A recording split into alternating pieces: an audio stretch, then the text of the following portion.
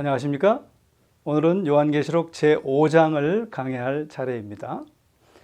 7 교회의 계시를 보여주실 때 1장에서 하늘 성소의 모습을 보여주신 것처럼 7 인을 6장에서부터 보여주시기 전에 4장과 5장의 하늘 장면을 우리에게 보여주십니다. 5장에서 요한은 여전히 하늘 성전, 궁전의 열린 문을 통하여 주시하고 있습니다. 4장에서 있던 장엄한 예배가 갑자기 사라지고 모든 시선이 보좌에 집중됩니다. 요한은 보좌에 앉으신 이의 우편에서 하나의 두루마리를 봅니다. 5장 1절은 이렇게 시작하고 있습니다. 내가 보매 보좌에 앉으신 이의 오른손에 책이 있으니 안팎으로 썼고 7 인으로 봉하였더라 라고 기록합니다. 여기서 원어적으로 오른손이라는 말씀은 하나님의 우편에 있는 보좌에서 인봉된 두루마리를 보았음을 의미합니다. 제가 지난 시간에 말씀드린 것처럼 고대 근동에서 보좌는 하나의 자리가 아니고 흡사 오늘날의 카우치와 같은 그런 보좌였다는 사실을 여러분 기억하시죠? 자, 인봉된 두루마리는 보좌에 와서 그것을 취하고 그 자리에 앉을 합당한 후보자를 기다리고 있는 것입니다. 그 두루마리를 취하여 열 수 있는 능력은 통치권을 상징하는 것이었습니다.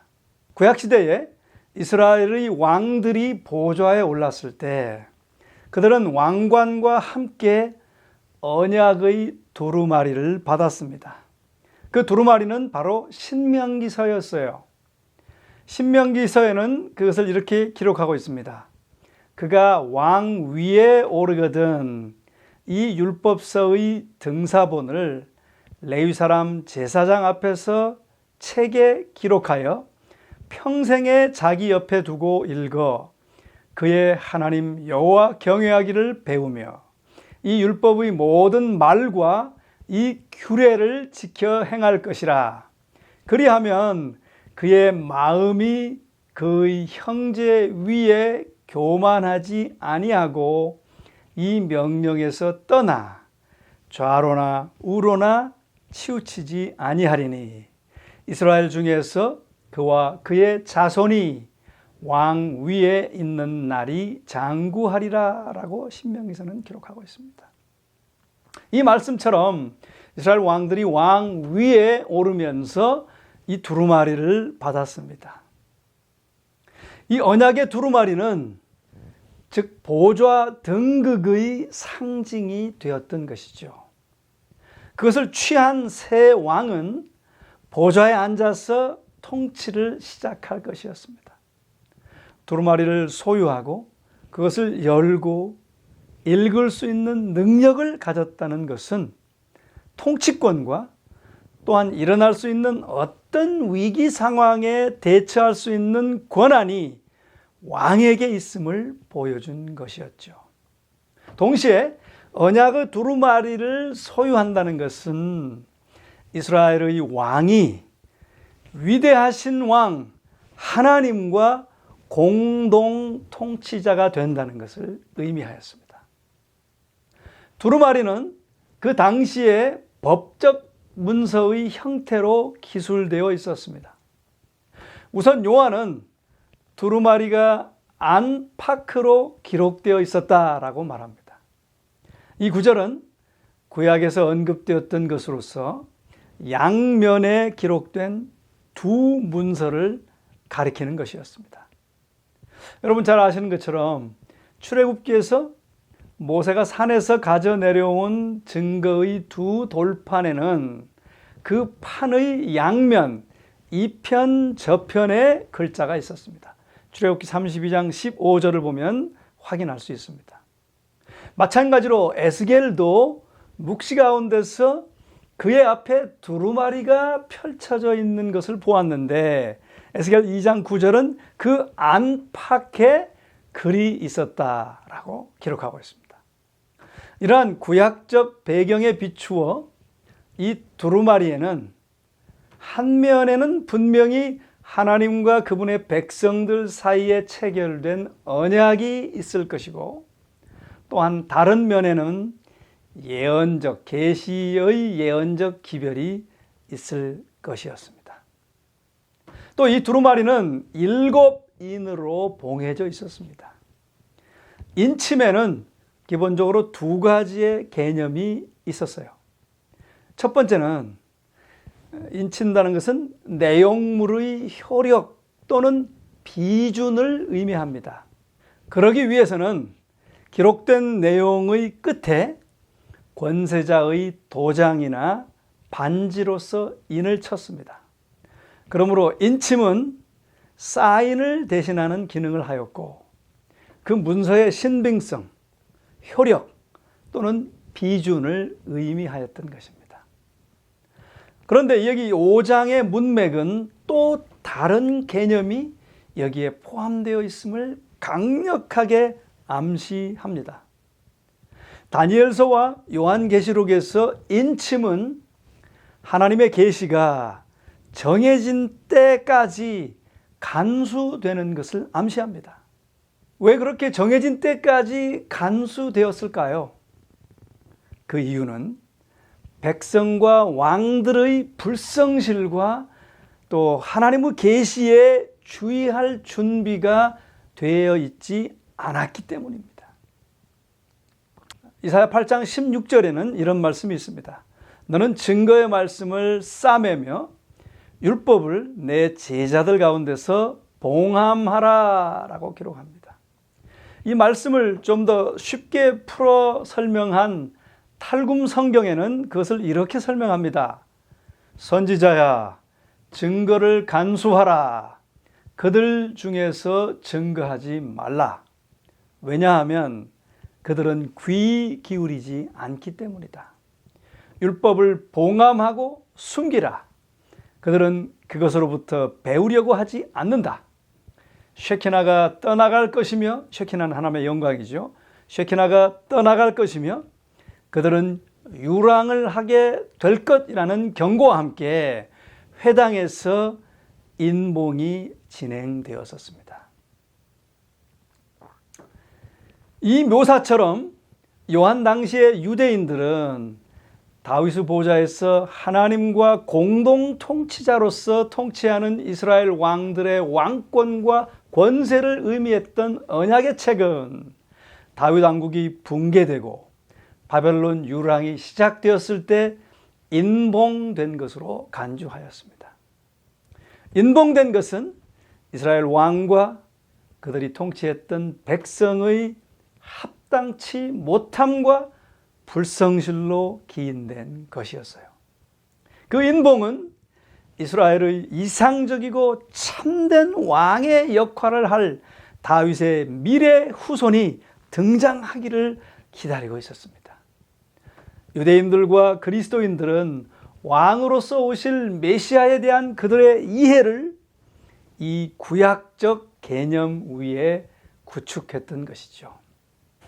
자, 이 두루마리가 7인들로서 인쳐졌다고 하는 사실은, 여러분 성경에서 7이라고 하는 숫자는 무엇을 의미합니까? 네, 7이라는 숫자는 충만 또는 완전이라는 상징적 의미를 가지고 있잖아요. 그러므로 7중의 인침은 완전한 인침을 매우 강조한 것입니다. 그렇게 강조한 근본 목적은 우주에 있는 모든 피조물들의 두루마리를 열기에 총체적인 합당치 않음을 의미했던 것입니다. 자, 이제 말씀은 2절로 계속됩니다. 또 봄에 힘있는 천사가 그 음성으로 외치기를, 누가 책을 펴며 그 인을 떼기에 합당하냐 하니, 하늘 위에서나 땅 위에서나 땅 아래에 능히 책을 펴거나 보거나 할 이가 없더라. 이 책을 펴거나 보거나 하기에 합당한 자가 보이지 않기로 내가, 여기서 나는 요한이죠, 내가 크게 울었더니라고 성경은 기록하고 있습니다. 힘센 천사가 큰 음성으로 누가 책을 펴며 그 인을 떼기에 합당하냐고 외칩니다. 여기서 누가 합당하냐라는 질문은 독특한 자격을 요구합니다. 선지자 요한의 눈물은 이 상황이 좀 바뀌었으면 하는 신실한 자들의 소망을, 간절한 소망을 나타내고 있는 것입니다. 요한은 아무도 합당치 않기 때문에 하늘 위에나 땅 위에나 땅 아래에 능히 책을 펴거나 보거나 할 리가 없더라라고 기록합니다. 여기서 이 합당한이라는 단어는 5장 전체의 핵심 단어입니다. 요한 당시에 이 말은, 합당한이라는 말은 특이한 자격을 의미하는 것으로서 이 자격에 의하여 어떤 후보자가 매우 영예로운 직임을 맡기에 적합하게 되거나 적격자가 되었던 것입니다. 누가 그런 적격자가 되었을까요? 누가 그런 자격자가 되었을까요? 그러한 자격은 전쟁의 승리를 통하여 과시된 용맹성과 같은 탁월한 성취에 근거하였습니다. 요한은 4절에 그렇게 합당한 자가 보이지 않기로 크게 울었습니다. 그런데 울고 있던 요한은 누가 두루마리를 떼기에 합당하냐라는 질문에 대한 답을 듣게 되는 것입니다. 5절에 기록되어 있죠. 장로 중에 하나가 내게 말하되 울지 말라. 보라, 유대지파의 사자 다윗의 뿌리가 이기었으니 이 책과 그 7인을 떼시리라 하더라. 내가 또 보니 보좌와 내 생물과 장로들 사이에 어린 양이 섰는데 일찍 죽음을 당한 것 같더라 라고 기록합니다. 여기 제가 가로로 보라라는 단어를 넣었는데요, 이 환호의 말은 한글 성경엔 없습니다. 원어 성경엔 있어요. 이 보라라는 말에서부터 이제 희망이 시작됩니다. 이것은 바로 온 우주에서 인봉된 두루마리를 떼기에 합당한 유일한 분으로 선언되신 그리스도의 등장을 통하여 그렇게 되는 것입니다. 그리스도를, 즉 예수님을 아버지와 함께 보좌의 왕의 대권을 공유하기에 합당한 분으로 만들어준 자격의 독특한 2개의 칭호를 그 말씀에는 기록하고 있는데요, 곧 유대지파의 사자라는 칭호와 다윗의 뿌리라는 칭호입니다. 이 두 칭호는 여기서 아주 특별한 의미를 우리에게 말해줍니다. 그 두 칭호들은 구약의 위대한 예언적 칭호들입니다. 먼저 다윗의 뿌리라는 칭호를 좀 보겠습니다.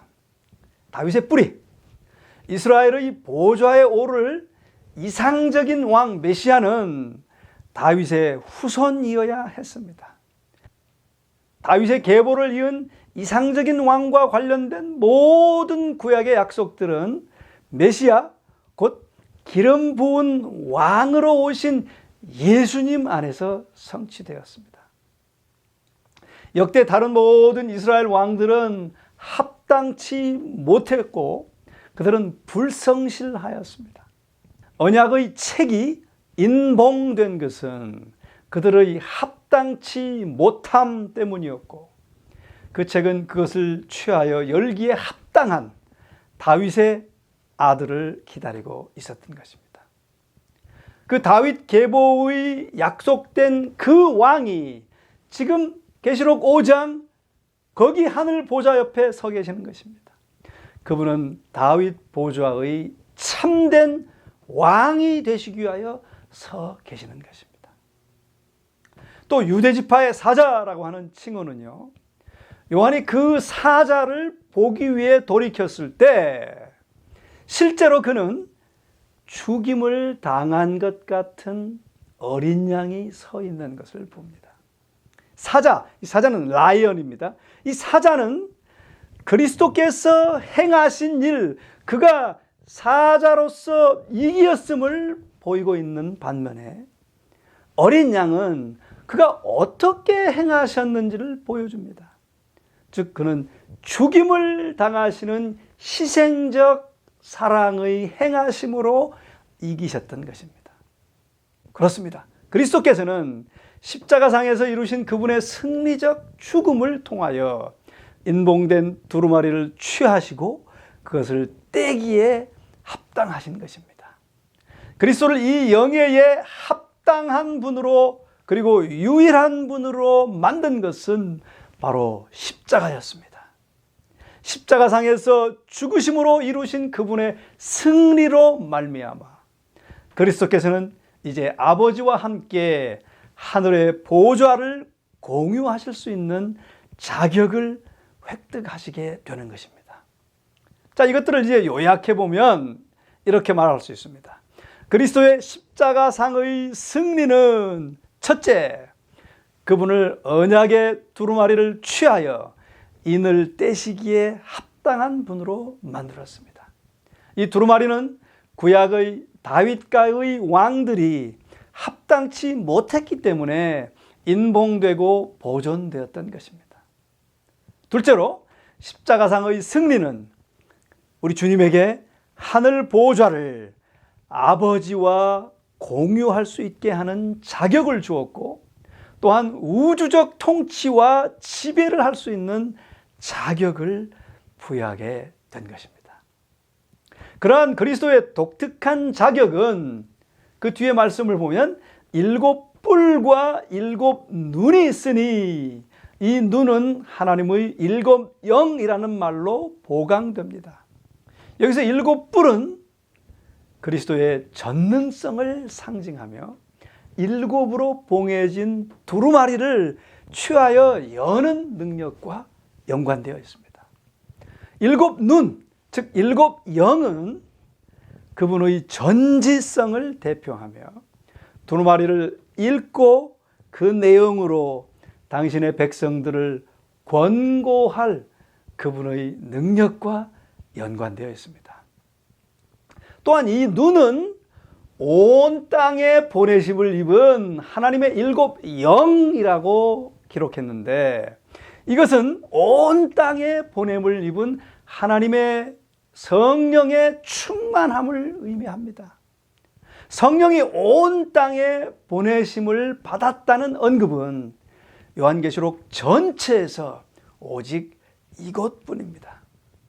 만약 요한계시록 5장이 오순절에 있은 그리스도의 대관식을 기술하는 것이 맞다면 사실 모든 증거가 이런 주장을 뒷받침합니다. 이 구절, 온 땅에 보내진 하나님의 7 영이라는 이 구절이 대단히 중요한 것입니다. 이 구절에서만 성령께서 온 땅에 보내심을 받았다고 기록하고 있기 때문입니다.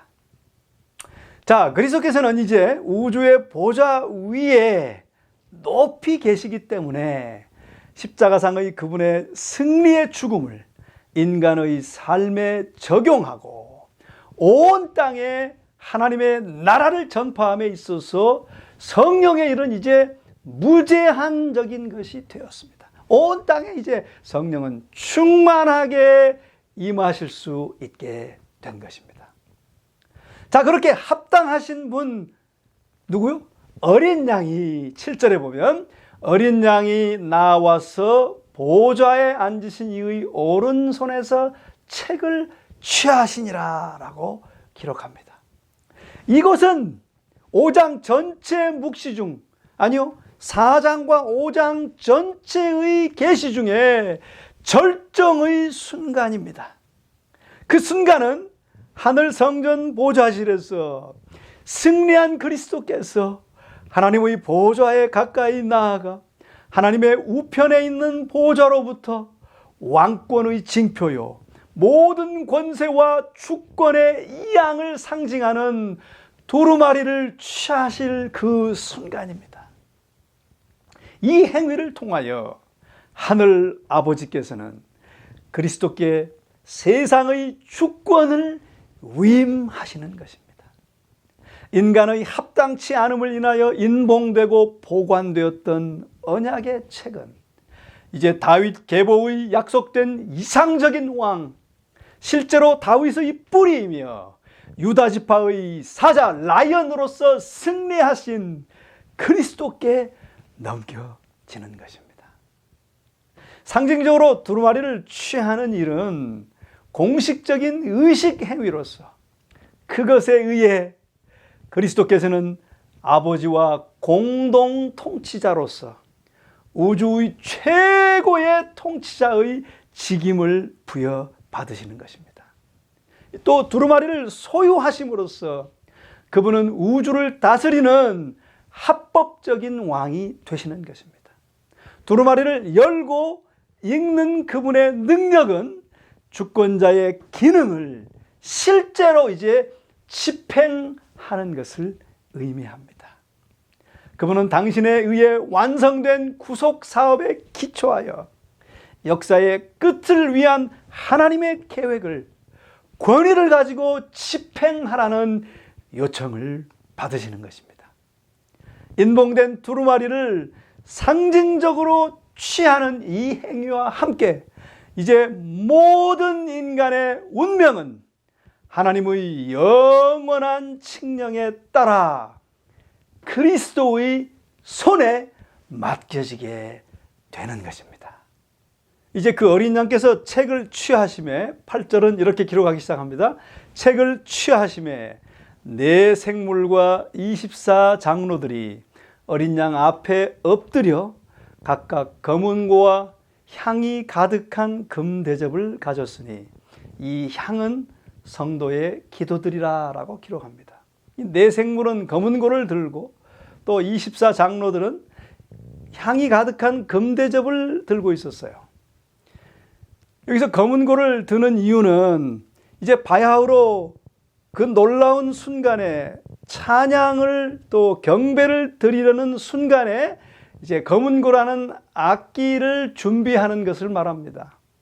또 향이 가득한 금대접, 그것은 향은 성도의 기도들이라 그랬잖아요. 그것은 노래와 기도로 이 놀라운 광경을 향하여 노래와 기도로 음성을 높이는 지상에 있는 그리스도의 승리한 교회를 상징하는 것입니다. 자, 그리스도께서 두루마리를 취하신 순간 이제 왕에게만 돌리는 찬양과 환호의 갈채가 그분에게로 향합니다. 우리는 4장 9절과 10절에서 네 생물들이 보좌에 앉으신 하나님께 영광과 존귀와 감사를 돌릴 때에 장로들이 엎드려 그들의 면류관을 보좌 앞에 내려놓고 그 보좌에 앉으신 하나님께 경배하는 모습을 보았습니다. 그런데 이곳 5장 8절과 10절, 12절 사이에서는 어린 양이 두루마리를 취하실 때 장로들과 네 생물들은 다시 엎드립니다. 이번에는 그리스도 앞에서 경배의 자세를 취하는 것입니다.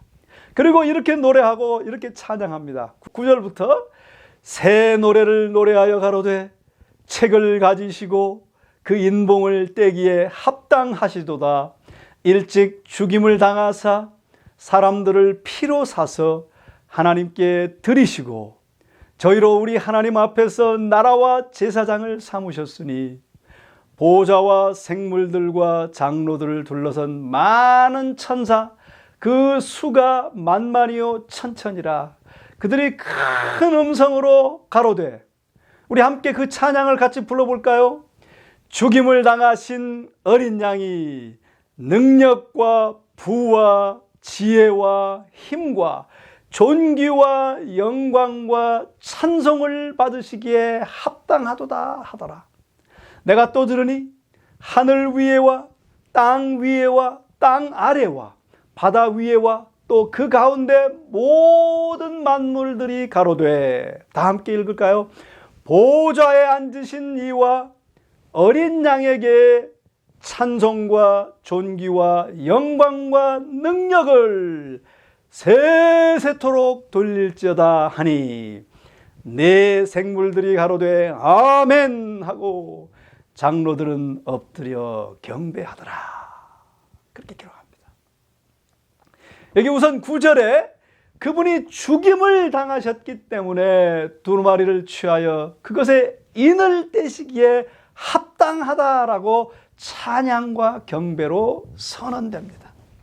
그분만이 합당하신 연고는 그분만이 획득하실 수 있었던 십자가의 승리 때문이었습니다.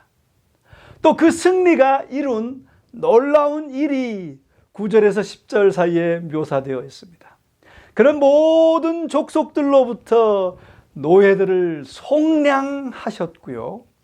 이전에 사단의 노예였던 그들을 하나님의 거룩한 백성, 제사장들, 그리고 왕들로 삼으셨다고 말합니다.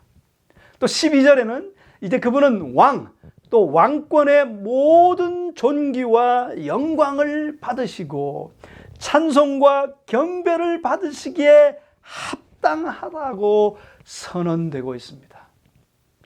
여기 이 시점에서 논리적으로 우리가 추리를 한다면 아마 그리스도께서는 아버지 우편의 보좌에 좌정하시는 것일 것입니다.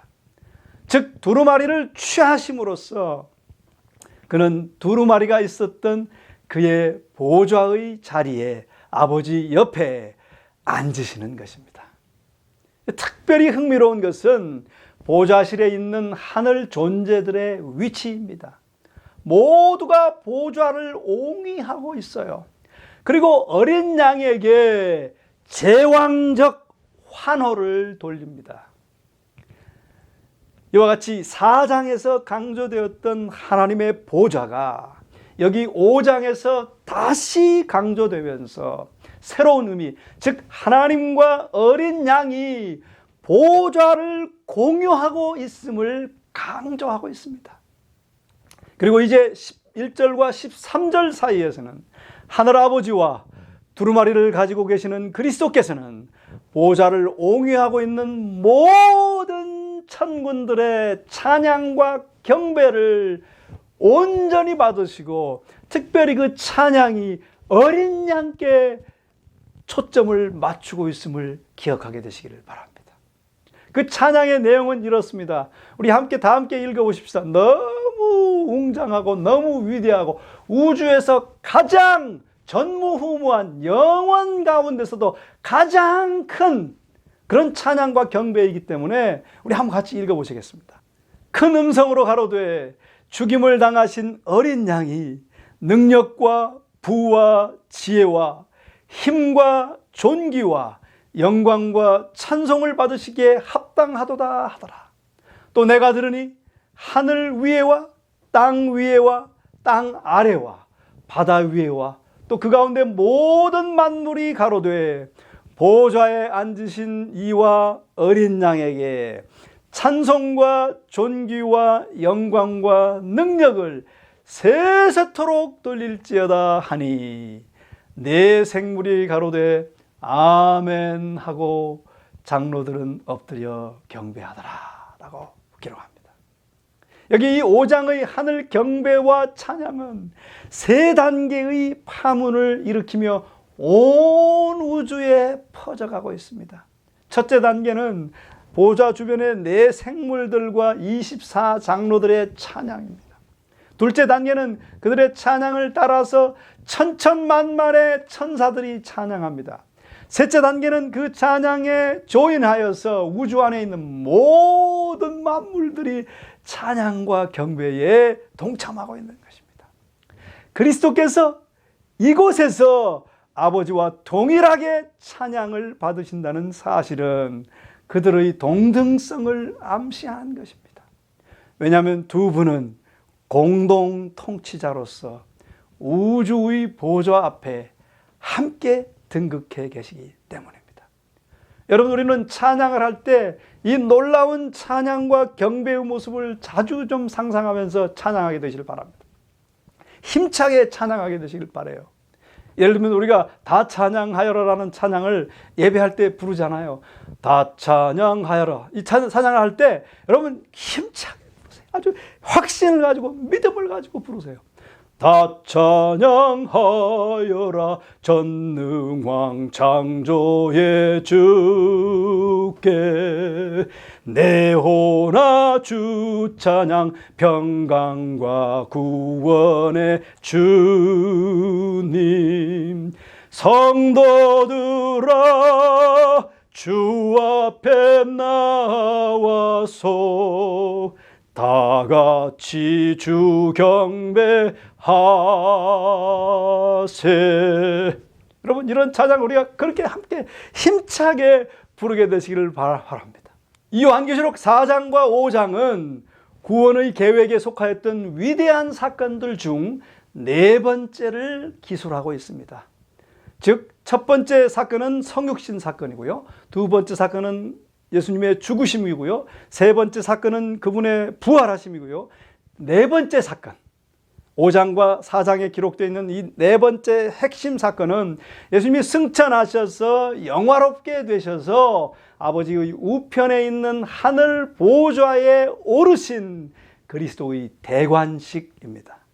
아직 두 개의 사건들이 더 남아 있어요. 즉, 다섯 번째는 하나님의 구원의 계획이 종결될 재림과 또 여섯 번째, 후속적인 최후의 심판이 남겨져 있습니다. 이렇게 그리스도께서 왕으로서 등극한 것은 우주 역사상 영원토록 중요한 한 획을 긋습니다.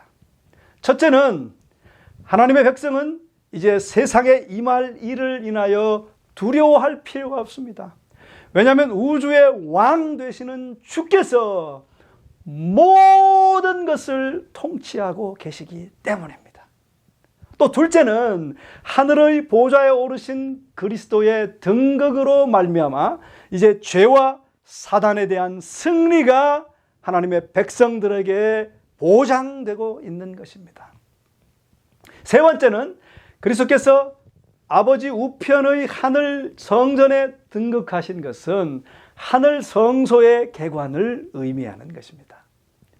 비록 요한계시록에서 이 예수님의 등극으로 말미암는 그분의 왕적 역할을 매우 강조하고 있을지라도 성경 히브리서는 하늘에서의 그분의 제사장적 측면을 더욱 각별히 묘사하고 있습니다. 히브리서는 이렇게 말하고 있죠. 8장 1절에 보면 이제 하는 말의 중요한 것은 이러한 대제사장이 우리에게 있는 것이라. 그가 하늘에서 위엄의 보좌 우편에 앉으셨으니 라고 기록합니다.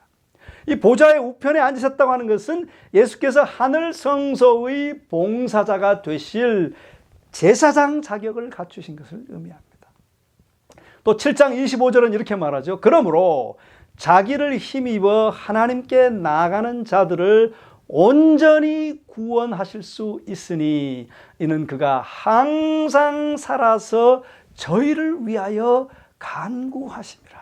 여러분, 우리 주님께서 우리를 위하여 간구하고 계심을 믿으시기 바랍니다. 그리고 항상 그분께 나아가게 되시기를 바랍니다. 그 말씀을 히브리 4장 16절은 이렇게 기록합니다. 그러므로 우리가 긍휼하심을 받고 때를 따라 돕는 은혜를 얻기 위하여 은혜의 보좌 앞에 담대히 나갈 것이라 그랬어요.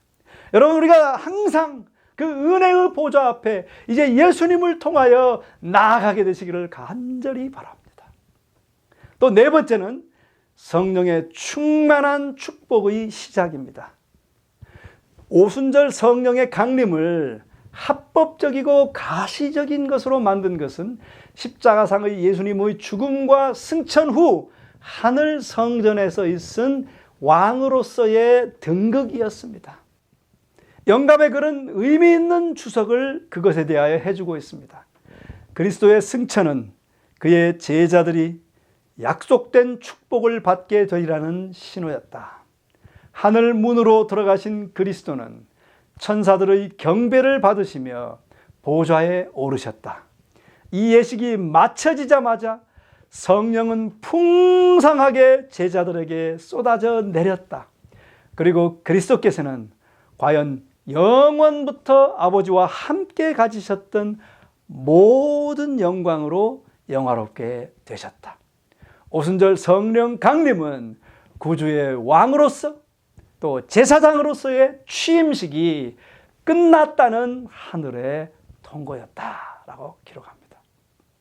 여러분, 이 기별은 세상 역사의 끝에 살고 있는 하나님의 백성들에게 특별히 중요합니다.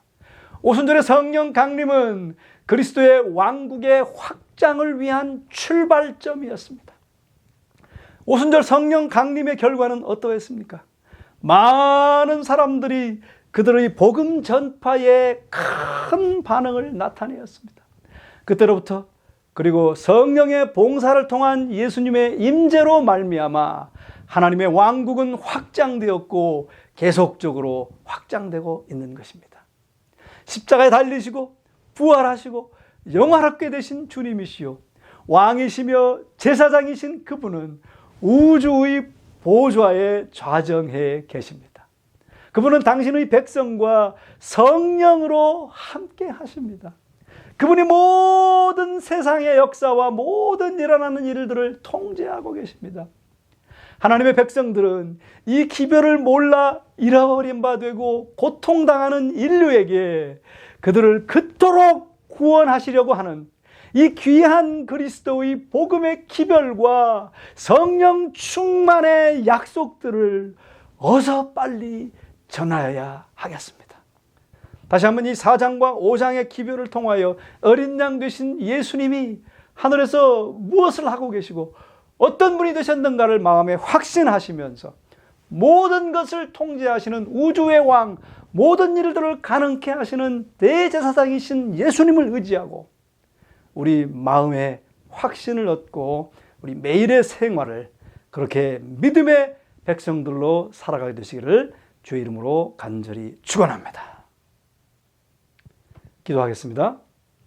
사랑의 아버지 하나님, 다시 한번 하늘에서 우주의 왕으로 등극하신 어린 양에 대하여 우리에게 깨우쳐 주시오니 감사합니다. 아버지요, 우리 그분을 꼭 붙잡고 그분과 동행하는 어린 양이 어디로 인도하든지 따라가는 우리 모든 하나님의 참 백성들이 되게 하시고 그 놀라운 우주의 찬양과 경배에 우리 예배 드릴 때 함께 참여하는 자들 되게 하시고 하늘에 있을 그 미래의 놀라운 예배에 우리 모두가 동참할 수 있도록 축복해 주시옵기를 예수님의 이름으로 간절히 축원합니다. 아멘.